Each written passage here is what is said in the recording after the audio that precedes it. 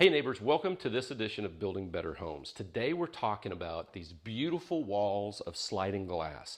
These things are all the rage, and all the recently built model homes seem to include them. As you can see, they're floor to almost to ceiling, and they're composed of anywhere from 2, 3, or 4 panels of glass. Now, I've got a couple of things for you today on whether or not you should include one of these in your next build job. I'm going to try to cover it in 60 seconds or less, and I hope it brings some value to you. The first tip I have for you is not every floor plan really is going to work with one of these walls of glass. They're stunning, but only in the right context. Now here's what I mean. You've got to have enough room to keep your couch or your furniture away from the glass wall, because you have to walk through here and you have to also open this up and have people travel back and forth. So that's the number one thing.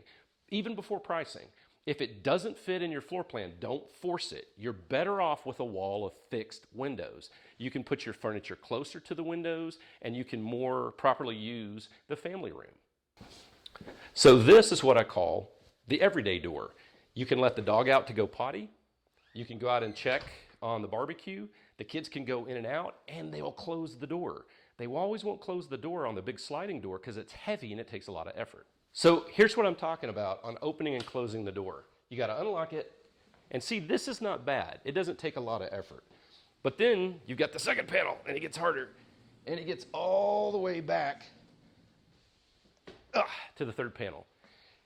And that leads me into my next negative. All of your air conditioning or your heating just gets sucked out to the outside.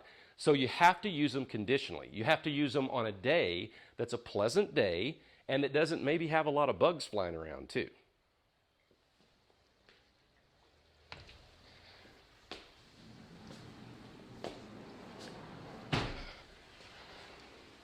Okay guys, here's my summary for you. Number one, it costs about $1,000 a foot. Number two, you've got to have a floor plan that supports it architecturally. You've got to have this walkway so it's comfortable. Number three, you got to have a view, something to pull me out. Because remember, this is to show off what's out there. So a big back porch like this one, a beautiful yard like this one. Perhaps you've got a gorgeous pool back there. Or maybe you live in California and you got a view of the ocean. Or you're in upstate New York and you've got the Adirondacks out your back. That's perfect. I would not recommend to you, my clients, putting one of these in a more modest price home that really has a very small backyard and nothing you're really wanting to display. You're far better off having a wall of windows, saving your money, and then that way you can decorate up against it and you don't have to worry about making your family room feel tiny or compacted. All right, guys, I hope this helps, and as always, may God keep and bless you and cause his face to shine upon you until we see each other again.